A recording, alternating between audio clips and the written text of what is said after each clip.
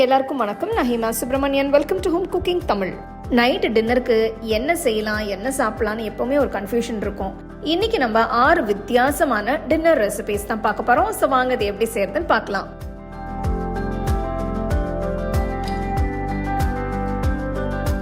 ஆப்பத்துக்கு நான் 1 கப் அளவுக்கு பச்சரிசி எடுத்திருக்கேன். இது நல்லா 2-3 தடவை சுத்தமாக கழுவிட்டு தண்ணி ஊற்றி ஒரு 4 மணி நேரம் நம்ம ஊற வச்சுக்கணும்.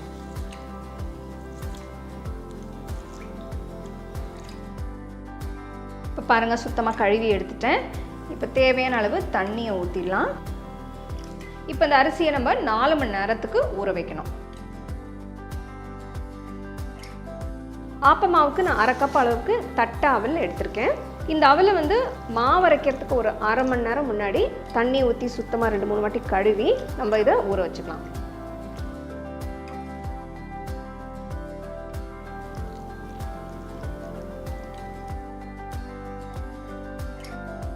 அரிசி 4 மணி நேரம் ஊறிடுச்சு. இப்போ தண்ணியெல்லாம் வடிச்சிட்டு ஊற வச்ச அரிசியை மிக்ஸி ஜாருக்கு மாற்றிடலாம். கொஞ்சமாக தண்ணி ஊற்றி ஃபஸ்ட் நம்ம அரிசியை அரைச்சிக்கலாம்.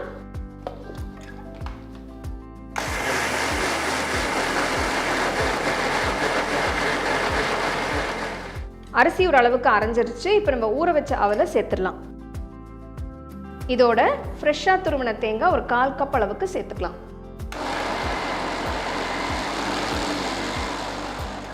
அவலும் தேங்காய் ஜஸ்ட் லைட்டாக தான் அரைஞ்சிருக்கு. இப்போ நான் இன்னும் கொஞ்சம் தண்ணி சேர்க்க போகிறேன்.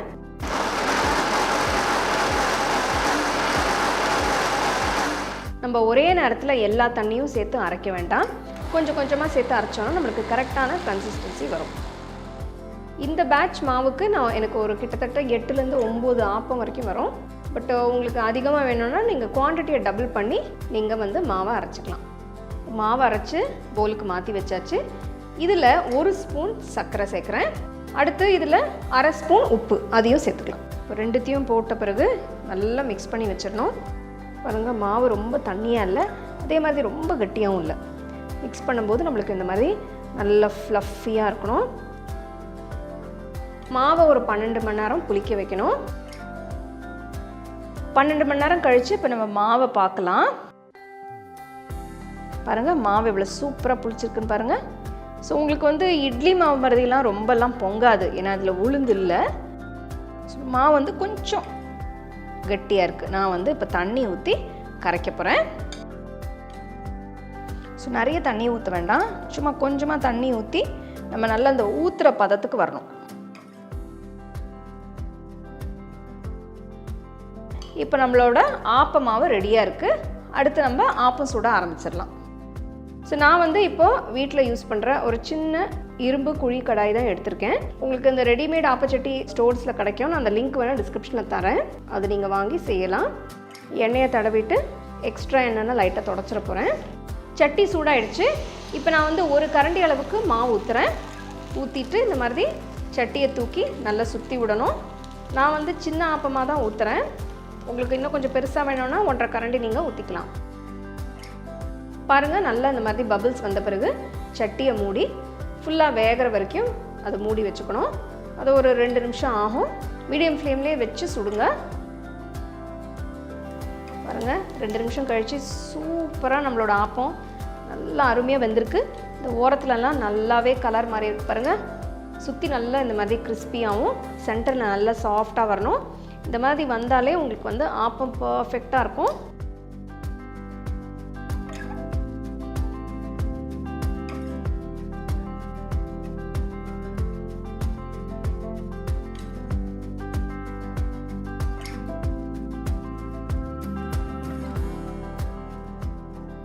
இப்போ நான் இன்னைக்கு ஆப்பம் வெஜிடபிள் ஸ்டூ வச்சு தான் சர்வ் பண்ணுறேன்.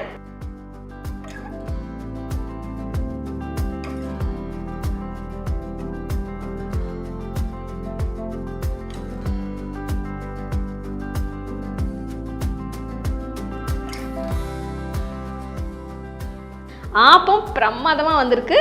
ஸோ டேஸ்ட் பண்ணி பார்த்துருவோம்.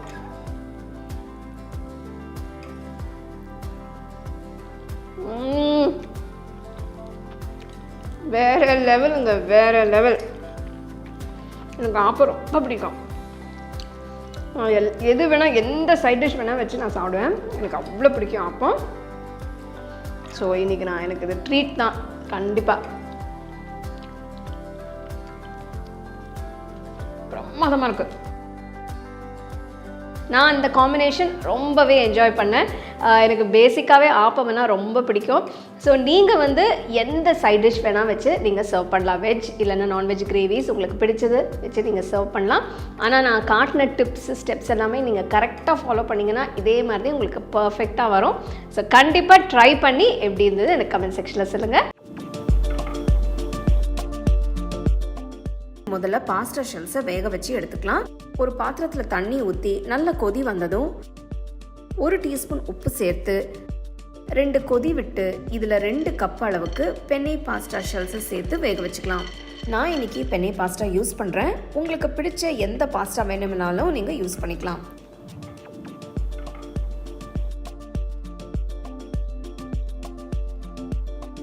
பாஸ்டாவை ரொம்ப வேக வச்சிட வேண்டாம். ஒரு 90% வெந்ததும் தண்ணியை வடிச்சிட்டு எடுத்து வச்சிடலாம். கடிக்கும் போது லேசாக நறுக்குன்னு இருந்தால் அதுதான் கரெக்டான பக்குவம். ஒரு அகலமான பேனில் 2 டீஸ்பூன் எண்ணெய், 3 கியூப்ஸ் வெண்ணெயை சேர்த்து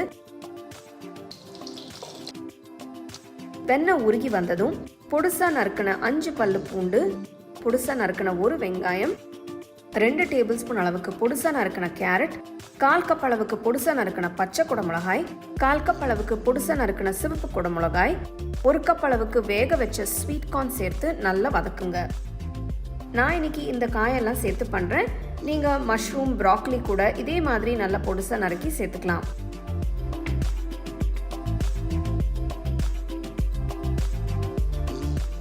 காய் பாதி வெந்ததும் 1/2 டீஸ்பூன் உப்பு, 1/2 டீஸ்பூன் மிளகுத்தூள், 1 டீஸ்பூன் இட்டாலியன் சீசனிங். உங்ககிட்ட இட்டாலியன் சீசனிங் இல்லைன்னா நீங்கள் ஆரிகானோ யூஸ் பண்ணிக்கலாம். 1 டீஸ்பூன் சில்லி ஃப்ளேக்ஸ் சேர்த்து நல்லா மிக்ஸ் பண்ணுங்க.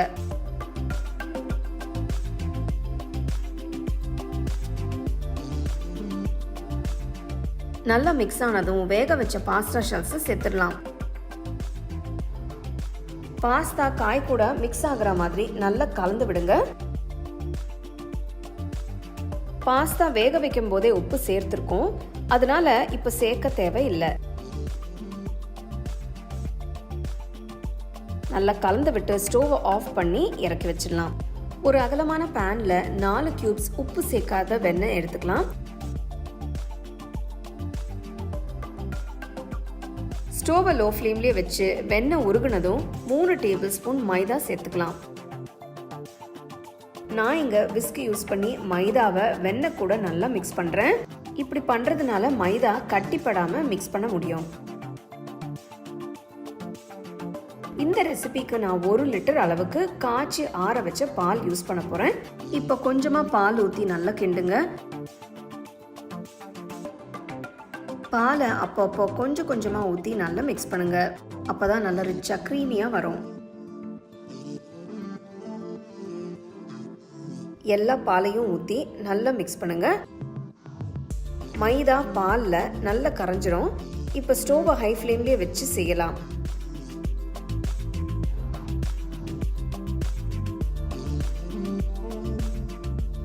இதில் 1/2 டீஸ்பூன் உப்பு, 1/4 டீஸ்பூன் மிளகுத்தூள், 1 teaspoon chilli flakes, 1 teaspoon Italian seasoning சேர்த்து நல்லா மிக்ஸ் பண்ணுங்க. இந்த சாஸை இன்னும் ரிச்சாக க்ரீமியாக செய்ய நான் 4 ஸ்லைஸ் சீஸை இது கூட சேர்க்குறேன். சீஸ் ஸ்லைசஸ் நல்லா கரையட்டும், கிண்டி விட்டுட்டே இருங்க.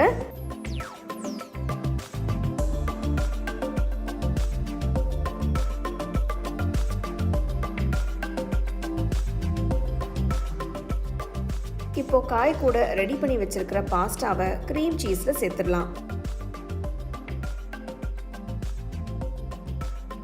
நல்லா கலந்து விடுங்க. பாஸ்டா சாஸ் கூட நல்லா மிக்ஸ் ஆகட்டும்.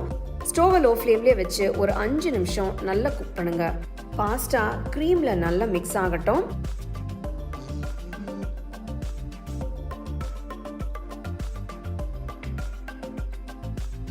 அவ்வளோதாங்க, ரொம்பவே அருமையான க்ரீமியான சீஸி ஒயிட் சாஸ் பாஸ்டா தயாராகிடுச்சு. இதை செஞ்ச உடனே சூடாக சர்வ் பண்ணுங்க. அப்போ தான் ரொம்ப நல்லாயிருக்கும். இந்த பாஸ்தாவை நல்ல க்ரீமியாக வெஜிடபிள் கிரன்ச்சினஸ் கூட சாப்பிடும்போது ரொம்ப அருமையாக இருக்கும். சிம்பிளான இந்த ரெஸ்டாரண்ட் ஸ்டைல் க்ரீமி சீஸி பாஸ்தாவை கண்டிப்பாக நீங்கள் ட்ரை பண்ணி உங்கள் ஃபேமிலி ஃப்ரெண்ட்ஸோட ஷேர் பண்ணுங்கள்.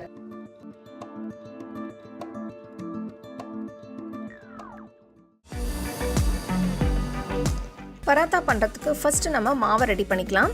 ஒரு பவுலில் 2 கப் கோதுமை மாவு போடுங்க. நெக்ஸ்ட் 1/4 டீஸ்பூன் மஞ்சள் தூள், 1/2 டீஸ்பூன் உப்பு, இது எல்லாத்தையும் சேர்த்து நல்லா மிக்ஸ் பண்ணுங்கள். கொஞ்சம் கொஞ்சமாக தண்ணி ஊற்றி மாவை மிக்ஸ் பண்ணுங்கள்.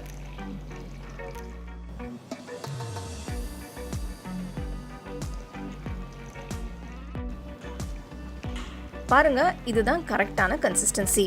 மாவு ரொம்பவும் திக்காகவும் இருக்கக்கூடாது, ரொம்பவும் தண்ணியாகவும் இருக்கக்கூடாது. இந்த மாதிரி தான் இருக்கணும்.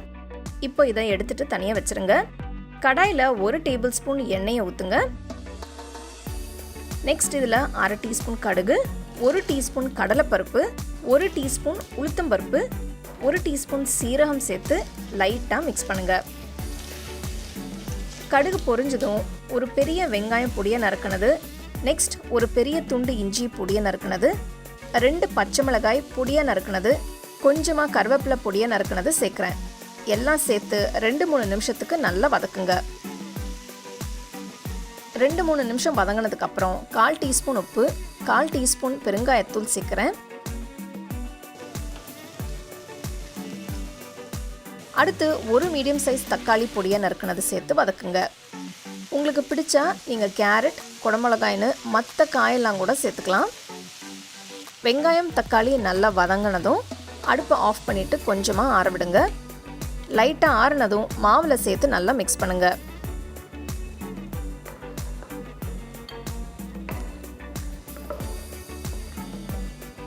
பார்த்தீங்கன்னா மாவும் மசாலாவும் நல்லா மிக்ஸ் ஆகிட்டு பராட்டாவுக்கு மாவு இப்போ ரெடி ஆயிடுச்சு. கடைசியாக நான் கொஞ்சமாக நறுக்கின கொத்தமல்லி சேர்க்குறேன். நல்லா மிக்ஸ் பண்ணிக்கோங்க.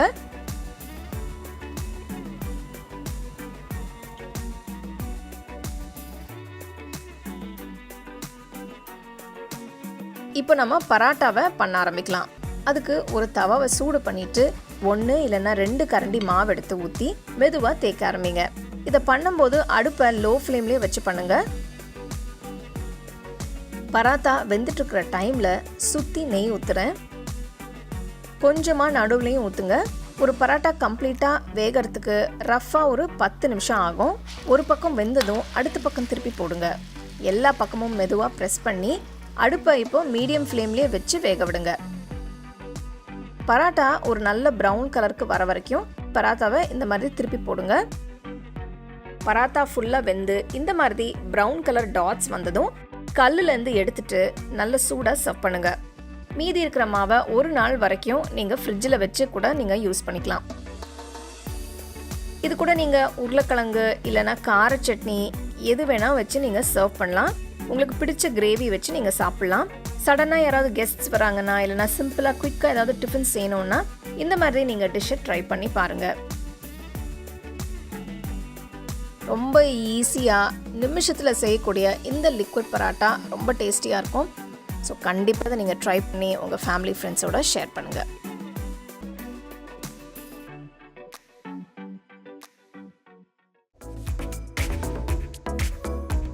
ஃபர்ஸ்ட் நம்ம சேமியாவை வறுத்துக்கலாம்.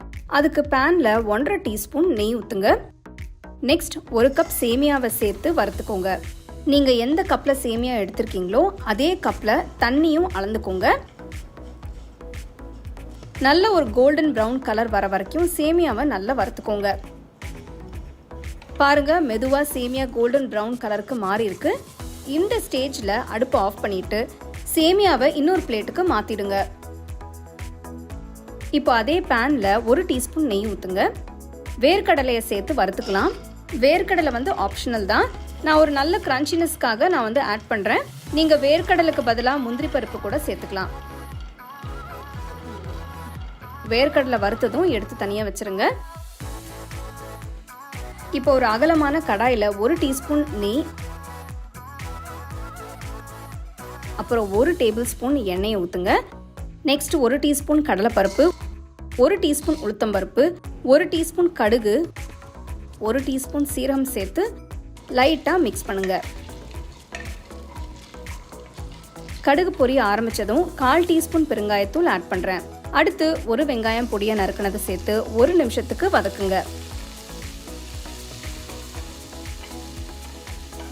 நெக்ஸ்ட் 2 பெரிய பல் பூண்டு பொடியை நறுக்கினது, 2 பச்சை மிளகாய் பொடியை நறுக்கினது, கொஞ்சமாக கருவேப்பிலை சேர்த்து நல்லா வதக்குங்க. வெங்காயம் 2-3 நிமிஷம் வதங்கின பிறகு 2 தக்காளியை பொடியை நறுக்கி போடுங்க. அடுத்து 1/4 கப் ஃப்ரெஷ் பச்சை பட்டாணி சேர்க்குறேன். உங்களுக்கு வேணும்னா நீங்கள் கேரட், பீன்ஸ்னு மற்ற காய் கூட ஆட் பண்ணிக்கலாம். 5 நிமிஷத்துக்கு வதக்குங்க. 5 நிமிஷத்துக்கு அப்புறம் 1 சிட்டிகை மஞ்சள் தூள், 1 டீஸ்பூன் மிளகாய் தூள், 1 டீஸ்பூன் உப்பு சேர்த்து நல்லா மிக்ஸ் பண்ணுங்க.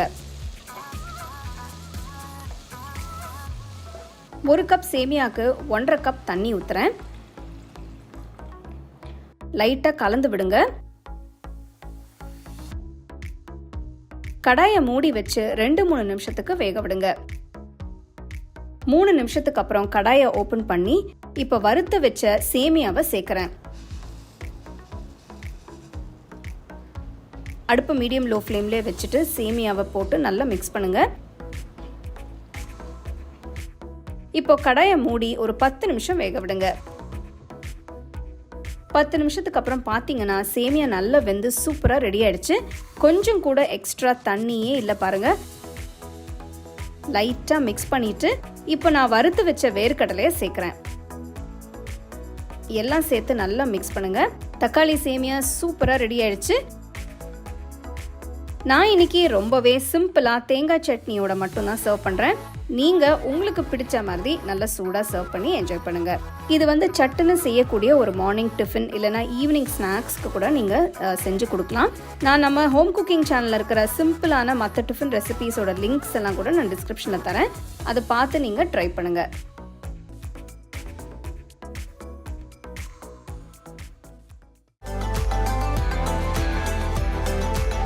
இந்த ரெசிபிக்கு நான் ஃப்ரெஷ்ஷான ஒரு மீடியம் சைஸ் பீட்ரூட் எடுத்திருக்கேன். பீட்ரூட்டை நல்லா கழுவிட்டு தோல் எடுத்து இந்த மாதிரி சின்ன சின்ன பீசஸாக கட் பண்ணி வச்சுக்கோங்க. நறுக்கி வச்ச பீட்ரூட் பீசஸை ஒரு மிக்சர் ஜாருக்கு மாற்றிக்கலாம். இது கூட ஒரு துண்டு இஞ்சியை சேர்த்துக்கலாம். 2 உடைச்ச 2 பச்சை மிளகாய் சேர்த்துக்கலாம். பீட்ரூட் ஸ்வீட்னஸ் கூட இந்த லேசான காரம் சேர்க்கும் போது டேஸ்ட் நல்லா பேலன்ஸ் ஆகி சாப்பிடவும் நல்லாயிருக்கும். நல்ல வாசனைக்கு 1 டீஸ்பூன் அளவுக்கு சீரகம் சேர்த்து இது கூட 1/2 டீஸ்பூன் உப்பும் சேர்த்து கொஞ்சமாக தண்ணி ஊற்றி நல்லா ஸ்மூத்தாக அரைச்சி எடுத்துக்கலாம்.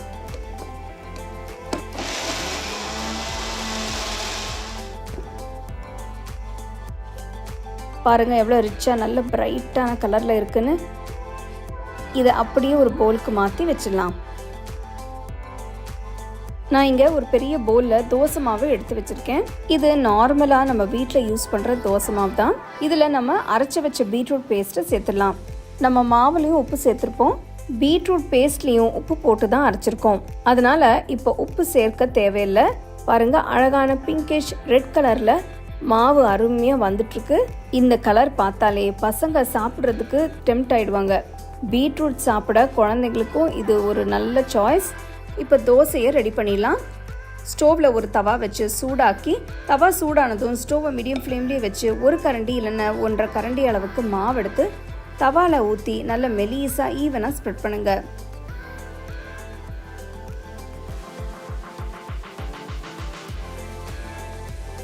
தோசையை சுற்றி கொஞ்சம் நெய் ஊற்றிக்கலாம். தோசை கொஞ்சம் வெந்ததும் தோசை மேலே கொஞ்சமாக நெய் ஊற்றுங்க. நெய் ஊற்றுறதால இந்த தோசையோட டேஸ்ட்டும் வாசனையும் ரொம்ப அருமையாக இருக்கும். உங்களுக்கு நெய் வேண்டாமனா நீங்கள் எண்ணெய் கூட ஊற்றிக்கலாம். தோசை ஒரு பக்கம் வெந்ததும் மெதுவாக இன்னொரு பக்கம் திருப்பி போட்டு நல்லா கிறிஸ்பியாக வேக விடுங்க.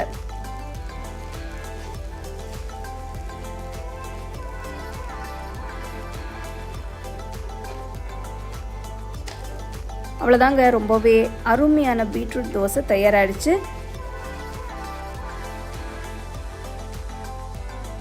டேஸ்டியாக இந்த தோசையை தேங்காய் சட்னி இல்லைன்னா புதினா சட்னி வச்சு சூடாக சர்வ் பண்ணுங்கள்.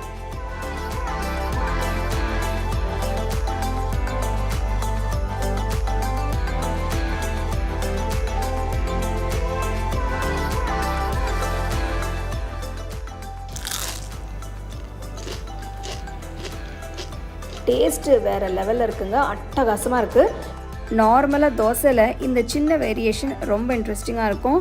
சிம்பிளாக இந்த சின்ன ட்விஸ்ட்டை கண்டிப்பாக ட்ரை பண்ணி பாருங்கள். ட்ரை பண்ணி உங்கள் ஃபேமிலி ஃப்ரெண்ட்ஸோடு ஷேர் பண்ணுங்கள்.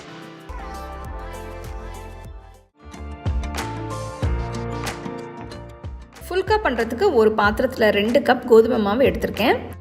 இதில் 1 டீஸ்பூன் உப்பு போடுங்க. உப்பு போட்டதும் நல்லா கலந்து விடுங்க.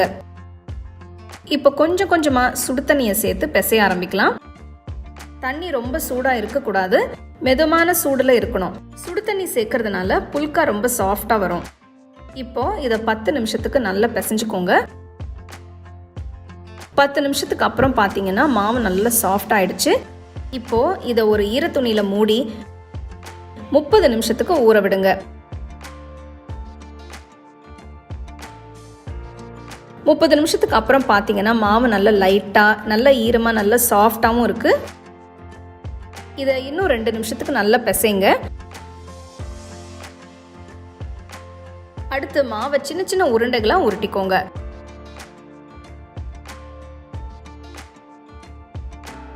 மாவை உருட்டி வச்சாச்சு. இப்போ நம்ம தேய்க்க ஆரம்பிக்கலாம். அதுக்கு சப்பாத்தி கல்லில் கொஞ்சம் மாவை தூவி உருட்டின மாவை வச்சு இந்த மாதிரி ஃப்ளாட் ஆக்கி தேய்க்க ஆரம்பிங்க. உங்களுக்கு ரவுண்டாக தேய்க்க வரலன்னா நீங்கள் ஒரு ரவுண்ட் ஷேப் மூடியை வச்சு கட் பண்ணி எடுத்துக்கலாம். மாவு ரொம்ப மெலிசாவும் தேய்க்கக்கூடாது, அதுக்காக ரொம்ப திக்காகவும் தேய்க்கக்கூடாது. பாருங்கள், இந்த மாதிரி தேய்க்கணும்.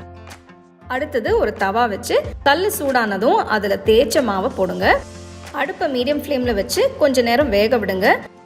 மேல் பக்கம் ஸ்லைட்டாக பபிள்ஸ் வர ஆரம்பித்ததும் அடுத்த பக்கம் திருப்பி போடுங்க.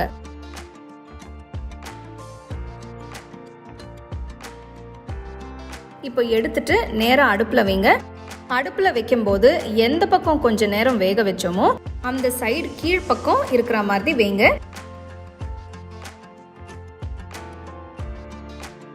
ஒரு பக்கம் உப்பி வந்ததும் அடுத்த பக்கம் திருப்பி போடுங்க. உடனே அடுப்புலேருந்து எடுத்துருங்க. ஸோ அருமையான ஃபுல்கா ரெடி ஆயிடுச்சு. இதை நீங்கள் இப்படியே சர்வ் பண்ணலாம், இல்லைன்னா கொஞ்சம் மேலே நெய் ஊற்றி கூட சர்வ் பண்ணலாம். நல்ல சாஃப்டான சூப்பரான ஃபுல்காஸ் ஈஸியாக வீட்டில் எப்படி செய்கிறதுன்னு பார்த்தீங்க. இது நீங்கள் உங்களுக்கு விருப்பமான சைட் டிஷ் வச்சு நீங்கள் சர்வ் பண்ணலாம். 6 அட்டகாசமான ரெசிபீஸ் பார்த்தீங்க. ஸோ கண்டிப்பாக இது எல்லாமே நீங்கள் ட்ரை பண்ணி ரசித்து சாப்பிடுங்க.